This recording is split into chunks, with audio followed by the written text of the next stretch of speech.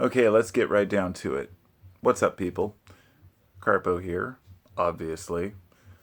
There is a financial interest in keeping you uninformed about many topics that would benefit you and your life to know about. Let me reiterate that as best I can, since it just came off the top of my head. There is a vested interest in keeping you ignorant for the sake of profits and keeping you unaware of topics that would otherwise benefit you, uh, in your life and in your well-being during your life. And let me give you an example. Various pharmaceuticals that may or may not be dangerous. Think about, I'm talking back in the 80s and 90s, many of the recalls that came up where people took Vioxx for, several years and had heart attacks and ended up thinking they were doing something good for themselves and ended up doing damage to themselves. Or think about people who thought that Agent Orange was a wonderful skin exfoliant. No, I'm kidding, of course. It was a defoliant for the jungle, but, playing it off as if it was something safe because, hey, it's okay as long as it works. Finding out later and completely denying that it ever even caused an issue until the U.S. soldiers finally had an interest and a say back in the, 93, I think, 94. My father died of carcinoma when I was about 15. It was in 92. And I think it was the next year that the many of the soldiers won the ability to actually sue the government for damage caused by this particular compound. But at any rate, the road to hell was paved with good intentions, they say. But really, I think what they mean in today's world is the good intentions really just means profits. It's not good intentions. It's good intentions for shareholders. And the fact that people are suckered into doing things that are bad for them, like going into the jungle that has just been sprayed with Agent Orange, because it's good for the country and it's beneficial, right? Or just like, American soldiers sent off to war in general, are told it's for the good of the country. And this video is not about war, nor is it about Agent Orange or particular compounds or even many damaging, compounds that we're constantly surrounded with that have been kept out of the public eye. But at the same time, it is in the sense that these are the things that keep us. These are the things that drive people like myself to still have frustrations in our hearts. I would like to be a peaceful person who can live my life, be left alone, to do what I choose without giving a damn about the rest of the world, in the sense that I shouldn't have to worry about what other people are doing. I mean, I'm not saying that we won't, or that we're not going to, or there's some utopia where we won't. I'm saying that the only reason, I guess to reformulate that sentence, the only reason that I concern myself with the world's issues is when the world's issues affect me personally. In other words, or my fellow man. I shouldn't say that, because if I see someone harming their own children, that doesn't affect me directly. But I feel like I have to speak up. I don't believe that's right because the kid can't defend themselves. Just like seeing someone hit their wife or something in public. Like, I'm the guy that might speak up. And I might get beat up because of it if that were the case. But I really don't like seeing injustices. I don't like unfairness. And that's something that I guess is a personal choice, because you don't have to put yourself out in society to even see these unfairnesses. So let me reiterate in a different way. If we choose to watch the media, or we choose to listen to YouTube, or listen to somebody talk about what's going on in the world with politics, religion, wars, whatever it might be, we've chosen to put that information into our brains. And it doesn't go away, Like when you saw the towers get hit back on 9/11. It was a horrible day for a lot of us, especially, those of us who were, in our 20s. I think I was 26, I think. And it was just a really real moment, for us at that kind of peak of where you'll remember things. But at any rate, those kinds of things really stick with you. And when you see things happen that are injustices and it hits close to home, then you imprint that on your brain. You can't really escape it because we were immersed in it. But nobody had to watch it over and over. Nobody had to keep watching it. No one had to keep up on it and hear the information and the news reports coming out after the event was over. You may be exposed to chaos in your life, but you make the choice. And I'm not pointing at you, I'm pointing at all of us. We all make the choice to rubberneck and look at things and say, ooh, what really happened there?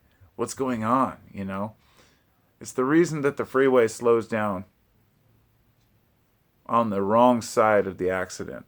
Even when the freeway is divided by like 8 lanes and the accident's just in the far right lane of the other, everyone slows down to look. If there's sirens, people want to see what's going on.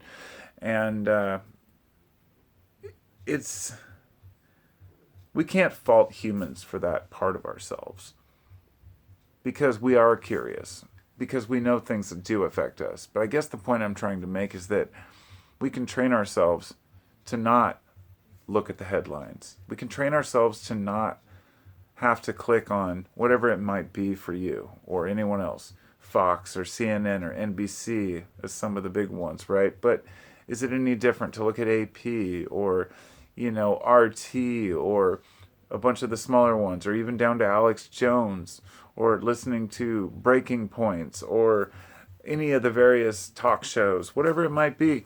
The information that we're gaining from it is seldom very valuable, in my experience. When people tell me it's important to keep up on the news, I say, tell me the last national news event that came up that if you had missed watching it on the newscast, it would have actually endangered you somehow. In other words, for all the threats that we hear about, what's the last one that actually would have brought you harm that you should be aware about? And a lot of people would say what's going on right now with that thing I can't talk about. Excuse me. But, I think that after 2 years of this happening, people would have been aware enough by their neighbors telling them. In other words, I'm saying somebody else can keep up on the news. And if it's that important, you'll hear about it. I have an issue with Facebook news, that kind of thing. Like, people actually, if they ever send you a clip or something like news through Facebook, it's like, why? What's the point? Anything that you're going to hear through Facebook is usually, it's the same thing you're going to hear anywhere else, but it's seldom going to be anything more than reactionary, one-sided, biased to one side or another. And there are so many things going on right now that people debate, argue about, have different opinions on. But we don't have to buy into it. We really don't. We can opt to not partake. I think that you should limit the amount of time you spend arguing with other people about stupid shit. That's my main point. If I were to put it into one sentence, spend less time arguing about stupid shit. And also, don't take offense to other people's opinions. Make sure that when you are arguing or debating people or even listening to someone else just speak, a podcast, whatever it might be, you don't have to agree with anybody 100%. This seems to be something that people have a major issue with. I hear this all the time from people who are like, well, I used to stand behind this guy or this guy or this guy, but I don't like them anymore because they said this. It's like, dude, you don't have to fucking agree with this person 100%. Do you have any friends in your life at all? And if you do, are they real friends? Have you had any lifelong friends? Now, do you agree with those lifelong friends on every idea? No.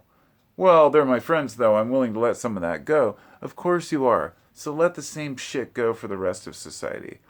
Because put it this way, if you're willing to tolerate different views in your best friends, you should be able to tolerate them in strangers just as easily. Because we should demand more of our friends, right? As far as, who we trust. In other words, there are many people out there who argue about conservative and liberal views, right? But I know a lot of conservatives that have liberal friends and vice versa. I'm one of them. We laugh about the shit all the time. Those other conservative and liberal people arguing, right? The truth is, they're the same people. People just want to find conflict. They want to find something to argue about. People love drama. This is something that cannot be overlooked, something that cannot be overstated. It's so important.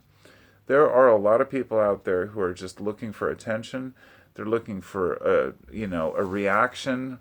YouTubers are a perfect example. There are people out there who do reactionary shit all the time because they just want to have somebody lash out so they can argue back with them, right? Whether it be the people making a video or people making a post on a video or comments on Facebook or anywhere else.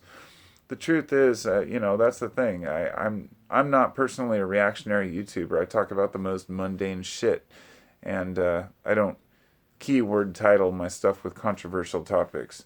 You put Trump, Trump, Trump on it. It's just dumb. I don't want to play that game. I want real people to talk about real issues. But I understand why people get frustrated and they're willing to lash out at others online because there's some dumb motherfuckers out there, as Carlin would say. So those are my thoughts for today and my complaints. Complaining about complaining. And I'll talk to y'all next time. Be sure you take care of each other. Give somebody that you love a hug and don't be a dick. Over and out.